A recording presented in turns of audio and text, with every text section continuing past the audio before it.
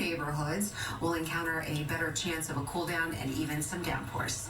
All right, thank you, Alita. Well, Alita talked about the heat. You'll be interested in this next story. You likely have the AC running nonstop these days, right? But have you thought about the indoor air quality? Opening those windows and doors are actually the best options to getting the air flowing, but you probably want to keep all that shut because you want to keep the hot air out. So what can you do about this? All right, we're here to help. Here's the deal. So for your HVAC system, thicker filters are better as filtering or at filtering particles, and they don't need to be replaced as often. Plus, pay attention to the filtering grade.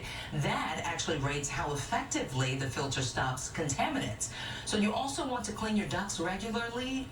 That's on my street. All right, next, don't forget the exhaust fans. We're talking about the ones above the stove and in the bathroom. They help circulate air outside, so make sure to turn them on while you're cooking and change out all those filters and clean them above the stove. The one above the stove you can easily forget. Don't do that. Also, run those ceiling fans to keep the humidity low so mold does not grow. I didn't know that until I did this story here. All right, and here's a pretty gross fact.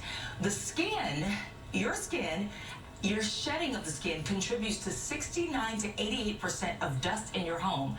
Did you know that? I didn't. So here's the deal. You should vacuum pretty often. And we're not just talking about the carpet and the rugs, also the upholstered furniture, your mattresses, your pillows, stuffed animals, and pets. I throw the stuffed animals and pet toys, not the pet, but the pet toys, I throw those in the washing machine. Also, here's the other deal here.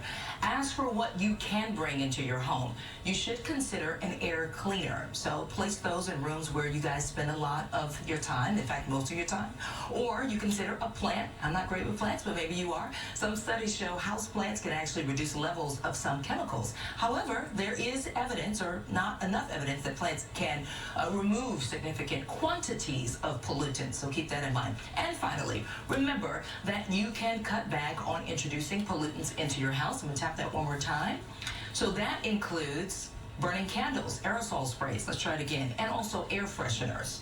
Pesticides and smokes, all of that can actually help prevent some of the pollutants in your house. Good information, right? Yeah, that is great information. I didn't know a lot of that stuff. All right, thanks to me.